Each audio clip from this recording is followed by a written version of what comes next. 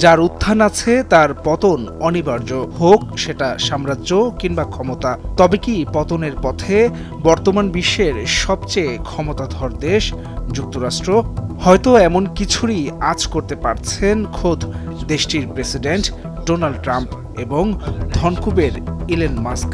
তাদের নানা হুঁশিয়ারি ও পদক্ষেপেও তা ঠেকানো যাচ্ছে না, বরং সেসব উদ্যোগ উল্টো বুমেরাং হচ্ছে। ফলে হুমকির মুখে পড়েছে মার্কিন সাম্রাজ্যবাদ।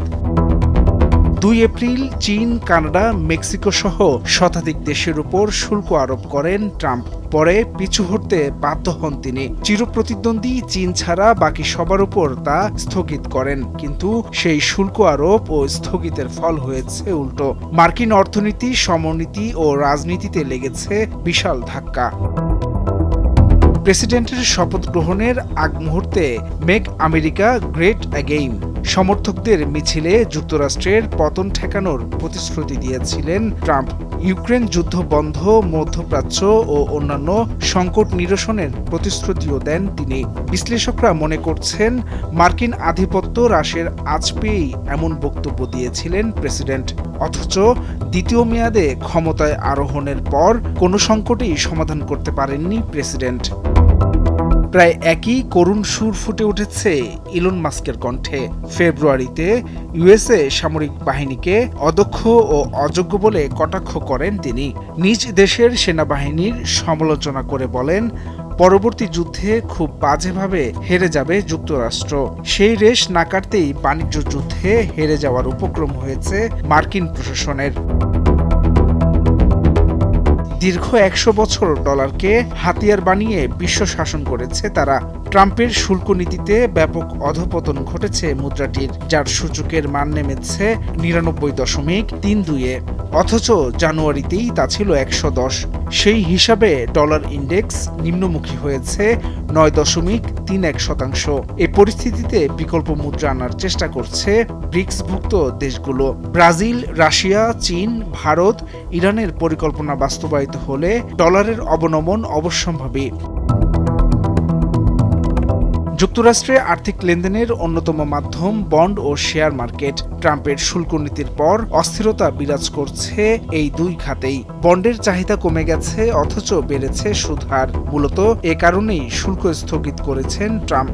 তবু দেশ থেকে বিদেশি বিনিয়োগ সরিয়ে নিচ্ছেন মার্কিন ধনীরা। এরই মধ্যে বড় ধাক্কা খেয়েছে পুঁজিবাজার। নিম্নমুখী হয়েছে New York stock exchange, Nasdaq, S&P, Dow Jones industrial সূচক।